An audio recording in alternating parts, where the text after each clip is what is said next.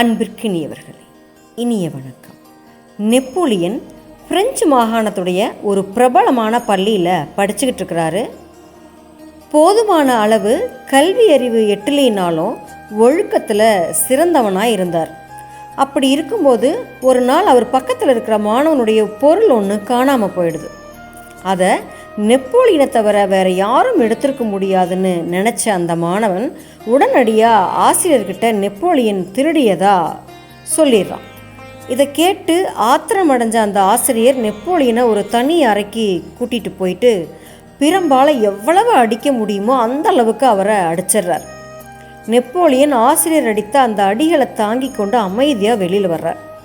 அடுத்த நாள் அந்த மாணவனுடைய அந்த காணாமல் போன பொருள் அவனுக்கு கிடச்சிருது.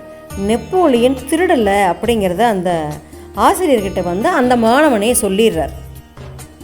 உடனே அந்த ஆசிரியர் நெப்போலியனை அழைச்சி, நீ திருடலை அப்படிங்கிறத நான் அடிக்கும்போது என்கிட்ட சொல்லியிருக்கலாம்ல, தேவையில்லாமல் அடி வாங்கியிருக்க மாட்டேயே அப்படின்னு வருத்தத்தோடு சொன்னாருங்களாம்.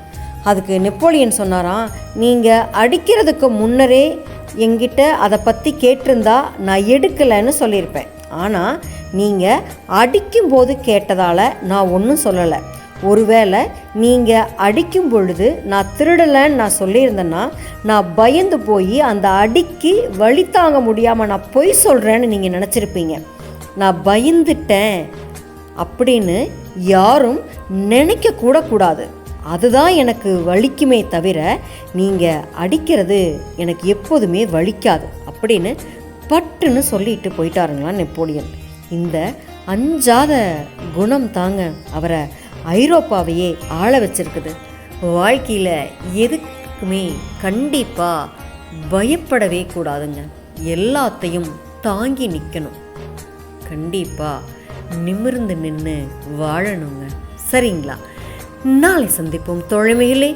மகிழ்வுடன் விஸ்டம் மெட்ரிக் மேல்நிலைப்பள்ளி செய்யாற்றை வென்றான்.